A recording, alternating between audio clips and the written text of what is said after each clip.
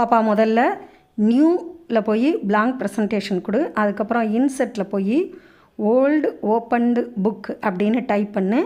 Old open book வரும். அதில் ஒன்றை செலக்ட் பண்ணி இன்சர்ட் கொடுத்து அதை நம்முடைய பேஜுக்கு கொண்டு வந்துரு.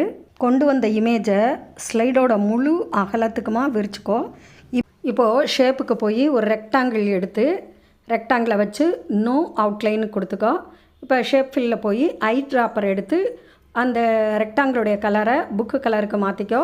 டிரான்ஸ்பரன்சியை கூட்டி குறைச்சி ரெக்டாங்கிளுடைய கலரை புக்கு கலருக்கு மாற்றிக்கலாம். இப்போது லெஃப்ட் சைடு உள்ள இந்த ரெக்டாங்கிளை அப்படி கண்ட்ரோல் டி கொடுத்து ரைட் சைடில் வச்சுடு. இப்போ பார்த்தீங்கன்னா ஒரு புக்கு உருவாயிடுச்சு. அட ஆமாம்மா.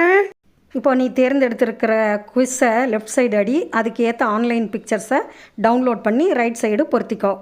பிக்சர்ஸுக்கெல்லாம் சாஃப்ட் எட்ஜ் கொடுத்தீங்கன்னா நல்லாயிருக்கும். அதுக்கப்புறம் லெஃப்ட் சைடு போய் இடது பக்கம் மூலையில் உள்ள அந்த ஸ்லைடுக்கு கண்ட்ரோல் டி கொடு. டபுள் ஆயிரும். அதில் பிக்சரையும் குவிஸையும் மாற்றிக்கோ. திருப்பி கண்ட்ரோல் டி பிக்சரு குவிஸை மாற்றி அமைச்சு இப்போ ஒரு புக்கை செட் பண்ணிக்கோ. இப்போது இடது பக்கம் மூலையில் உள்ள அந்த ஸ்லைடு வரிசைகளில் 2வது ஸ்லைடை கிளிக் பண்ணு. ஷிஃப்ட்டை அமுக்கிக்கிட்டே 4வது ஸ்லைடை செலக்ட் பண்ணு.